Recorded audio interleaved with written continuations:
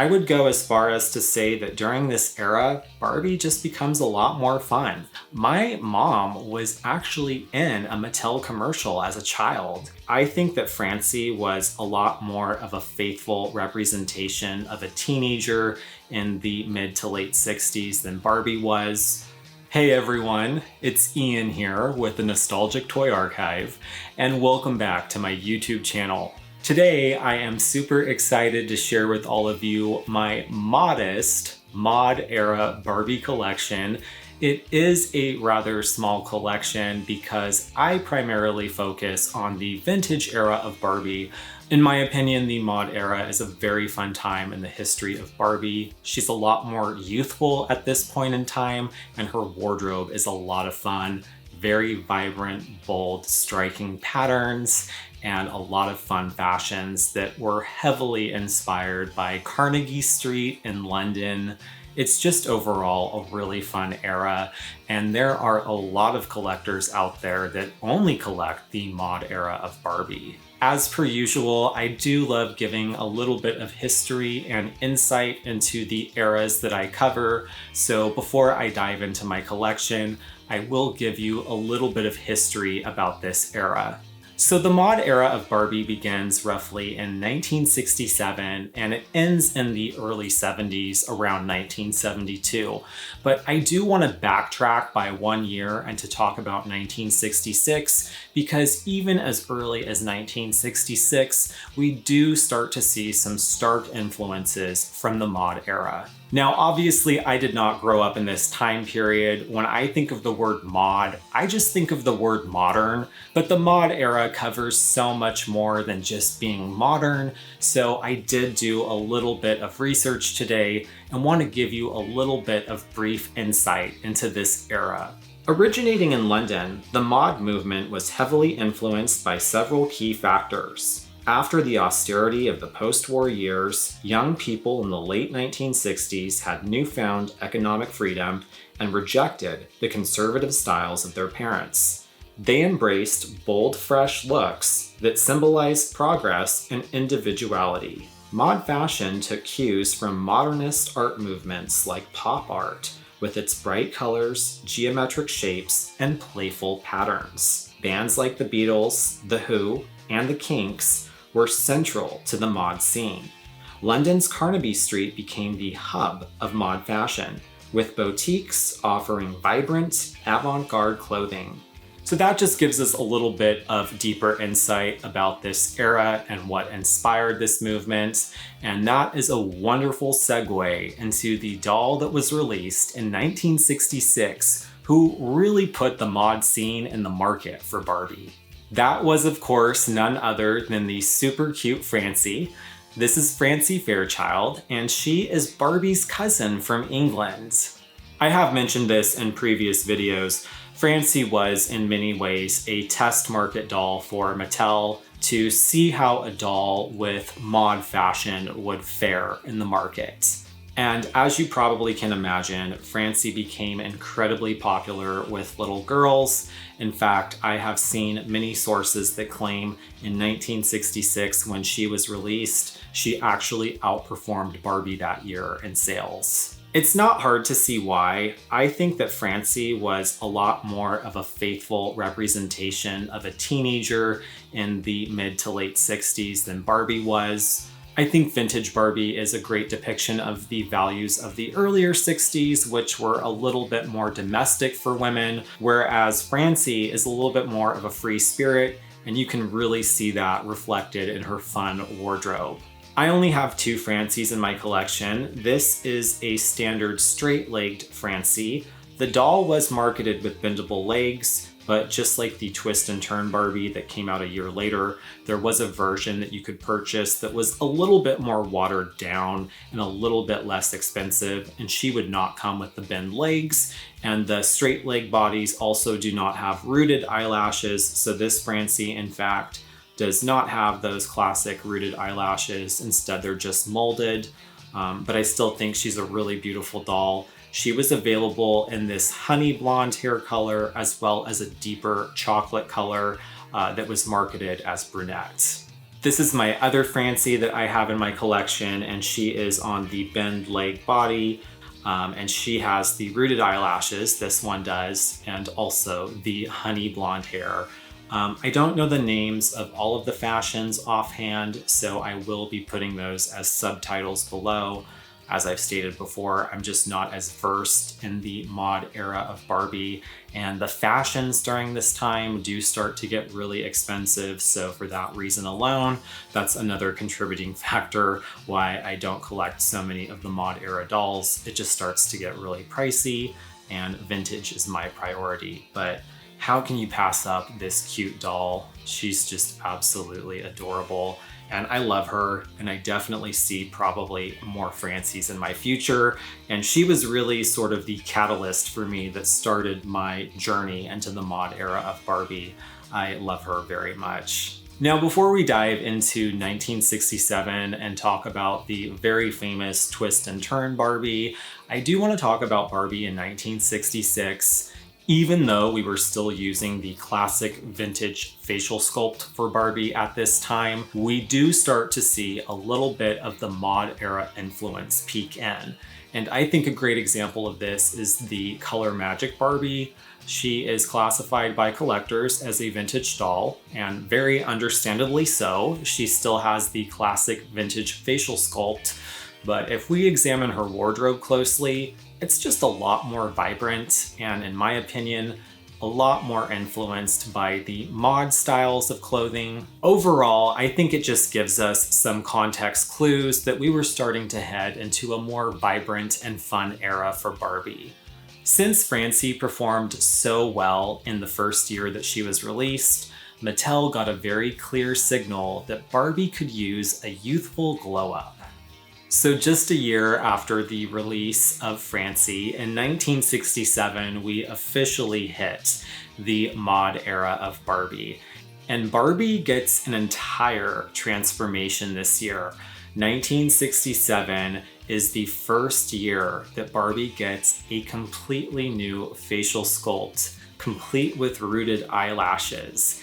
And if we look at this doll, in my opinion, she is a lot more of a faithful representation of a young teenager. Aside from the rooted eyelashes, she also came on a bend knee body, but the new innovation that came out at this time is that she actually had a slit across her waist, where if you take her by the waist, you can actually twist her to make her look like she's dancing. I would go as far as to say that during this era, Barbie just becomes a lot more fun. She's more free-spirited. I feel like we start to focus more on her as an individual. And it's during this time as well that she starts to get a really fun wardrobe. I also wanted to mention a little bit about the marketing of the twist and turn Barbie. When she was first released in 1967, Mattel actually created a trade-in program where if there were any children out there that already had a Barbie, they could bring their old Barbie to the store and replace her for a new Barbie. And I believe they only had to pay about the difference of $1.99 in order to get the new doll. So there definitely was a trade-in incentive.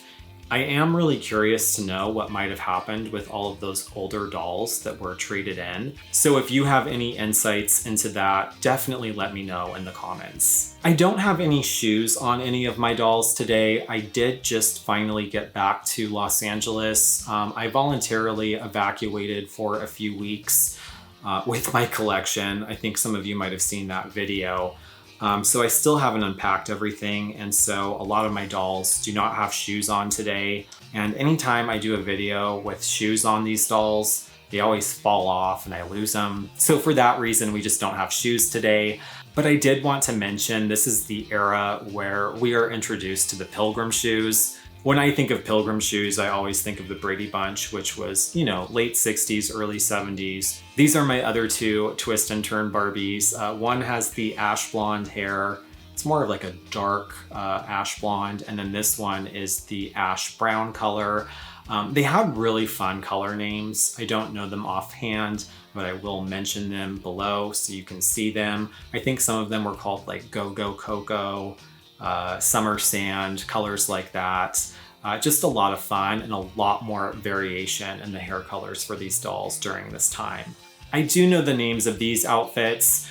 This one is called Flower Wower, and I do believe this one is from about 1971 or even 1972, so it is a later mod fashion. This pink outfit is very cute as well.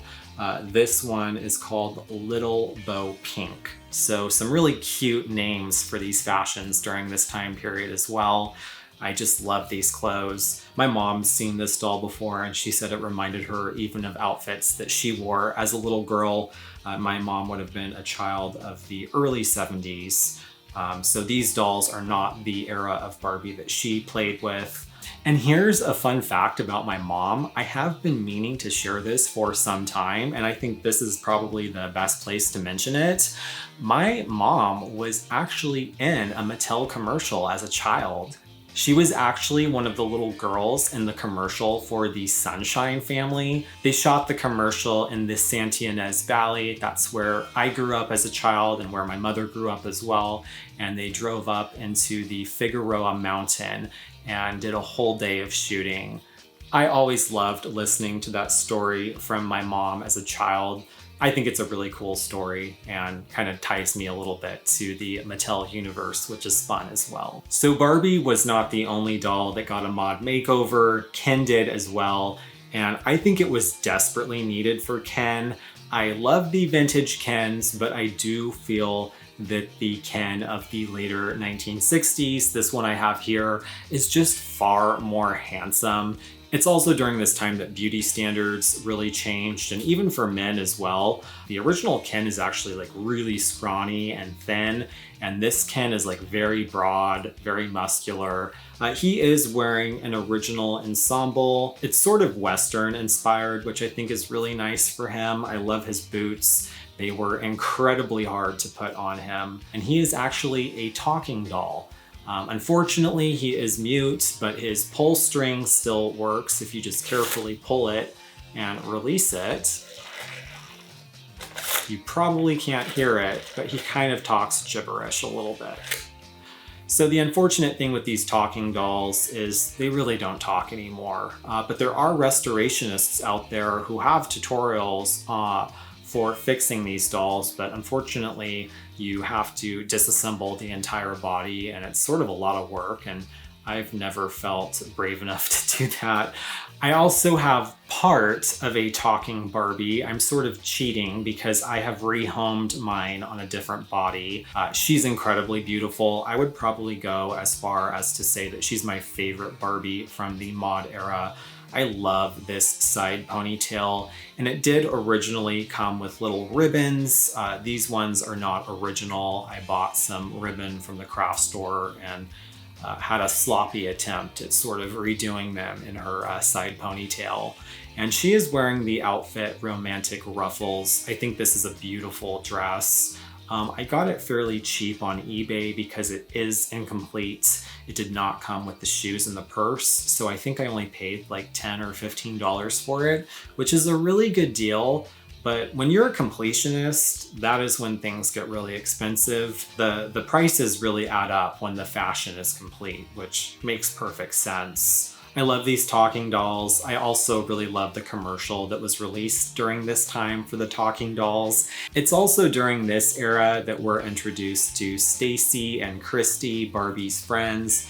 Stacie is supposed to be another doll from England. She came with red hair, but you could also get her with blonde. And then Christie is one of Barbie's first black friends. She's a super beautiful doll. I don't have either of them yet, unfortunately. I would say if there is another doll that I would love to have in my mod collection, it would be either Julia or Christie. All right, well, we are moving right along. As I said before, I don't have a very big collection here, but this is New Dramatic Living Barbie, and she came out about 1971, I want to say. If I'm incorrect, I will correct myself with a subtitle. She pretty much has the exact face mold that the 1967 Twist and Turn dolls did. And this one has just the most beautiful shade of red hair. I believe it's called auburn. Really, really pretty. And her hairstyle is a little different from the Twist and Turn Barbie as well. She's a great example of the innovation that Mattel was always trying with their dolls. She has a lot of articulation. She has articulation in the waist, at the wrists, the knees could bend at one point in time, and her feet are flat, but they actually have wires in here where you can push them down and mold them to be pointed. So she could wear either the typical high heels or the mules or the pilgrim shoes, or there also were specific shoes that were for her since she has flat feet. All right, well, we are now down to the last doll in my mod collection.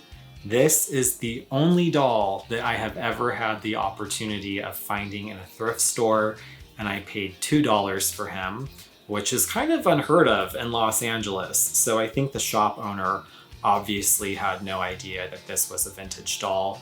I kind of just threw him in my bag and he was like, "You want to give me $2 for him?" And I was like, yeah, definitely. So I think he was a really good deal. I know that Mod Hair Ken is not a favorite among many, but this was the first Ken doll to have rooted hair. So I think that makes him really special. I don't know if Mod Hair Ken was actually technically even still released during the mod era. I think he came out more in the mid-70s, but I still think that he exemplifies the mod era in general. He's not wearing his original outfit, but I do really love this outfit on him. I love his pants. Maybe this is even a little bit more of a 70s inspired fashion. Again, unfortunately, I don't know too much about the clothing from the mod era, but I think he's a really cool doll. He even had little sideburns with like a sticker residue that you could stick on him and a mustache, but it's very hard to find those these days for obvious reasons. I just don't think that those stickers held up very well. So I think that just about concludes today's video. I would love to know if you had any favorites today from my mod era collection. And again, as I stated before, it's a pretty small collection compared to my other collections that I have, but I still do have a very deep appreciation for the mod era of Barbie. I definitely could see myself probably getting a couple more Francies. I really love them very much. I just find this whole era fascinating. I love the transitionary phase too, from 1966 to 1967. We just start to see those really special changes with Barbie's wardrobe and her style. Anyway, thank you for watching. Please consider subscribing if you enjoyed my video today. My name is Ian, and I hope to see you in the next video.